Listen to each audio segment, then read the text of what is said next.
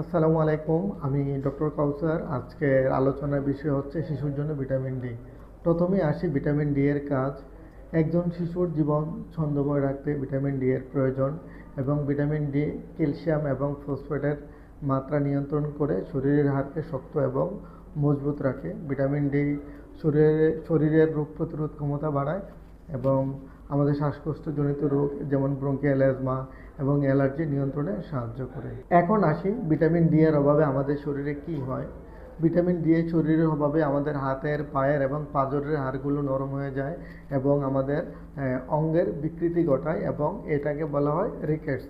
এবং vitamin D এর অভাবে আমাদের হাত পা ব্যথা করে, মাংসপেশির শক্তি কমে যায় এবং শিশুরা একটুতেই ক্লান্ত হয়ে যায়। এখন আসি ভিটামিন ডি এর উৎস। ভিটামিন ডি আসলে আমরা দুইভাবে পেয়ে থাকি।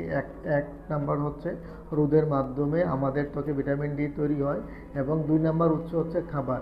তো অনেক খাবারে ভিটামিন ডি রয়েছে, যেমন ইলিশ মাছ, মাছের ডিম, রূপচাঁদা মাছ, টুনা মাছ। তাছাড়াও ডিমের কুসুম, মাংস, কলিজা, দুধ, মাখন, ঘি, পনির এইগুলোতে ভিটামিন ডি রয়েছে। এবং এছাড়া অনেক শাকসবজি রয়েছে, যেমন ব্রোকলি, মাশরুম, বাদাম, ফুলকপি এবং বাঁধাকপিতেও ভিটামিন ডি রয়েছে। এখন আসি ভিটামিন ডি আসলে ঘাটতিটা কেন হচ্ছে।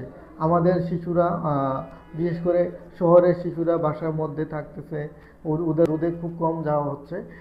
এটা হচ্ছে সবচেয়ে এক নাম্বার কারণ ভিটামিন ডি এর। এবং আমাদের শিশুরা দৈনন্দিন দিনে ভিটামিন ডি সমৃদ্ধ খাবারগুলো কম খাচ্ছে। লিভার এবং কিডনিতে যদি কোনো রোগ থাকে তখন শিশুর ভিটামিন ডি এর ঘাটতি হতে পারে। এখন আমাদের ভিটামিন ডি ঘাটতির জন্য করণীয় কী? শিশুকে রোদে খেলার সুযোগ করে দিতে হবে, যেমন সপ্তাহে কমপক্ষে 3 দিন 20 থেকে 30 মিনিট শিশুকে রোদে খেলতে দিতে হবে এবং সেই সময়কালটা হচ্ছে সকাল 10টা থেকে দুপুর 2টা অথবা 3টা পর্যন্ত।